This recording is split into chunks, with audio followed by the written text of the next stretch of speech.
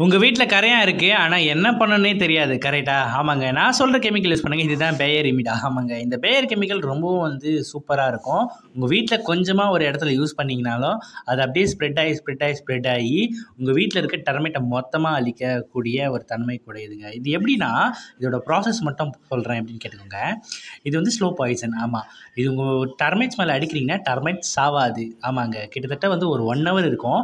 அது மேலே போய் ஒரு பவுடர் மாதிரி ஃபார்ம் ஆகி அது குயின் டெர்மைட்ஸை ரீச் ஆகி அதுக்கப்புறம் குயின் டெர்மைட்ஸ் அது கொடுக்குற ஃபுட்டுலேருந்து அந்த கெமிக்கல் மிக்ஸ் ஆகி அதுக்கப்புறம் குயின் டெர்மைட்ஸ் அது ஃபுட்டை சாப்பிட்டு இறக்கும். இந்த மாதிரி தான் இதோட ப்ராசஸ் நடக்குங்க. நிறைய பேருக்கு இந்த பேயர் கெமிக்கல் கிடைக்காதுன்னா இல்லை, கம்பல்சரி கிடைக்கும். இது ஒரு ப்ரொமோஷன் வீடியோ கிடையாது. அப்படி இல்லைனா இந்த பேயர் கெமிக்கலோட லிங்க்ஸ் நான் என்னோடய டிஸ்கிரிப்ஷனில் கொடுக்குறேன். கம்பல்சரி போய் பாருங்கள். அப்படி இல்லை அப்படின்னா ஒன்றுமே இல்லை, பேயர் அப்படின்ற ஒரு கெமிக்கல் போட்டிங்க அப்படின்னாலே ஈஸியாக உங்களுக்கு பேயர்லோட அத்தனை வகையான கெமிக்கல்ஸும் வந்துடும். சிம்பிள். கம்பல்சரி போய் பாருங்கள்.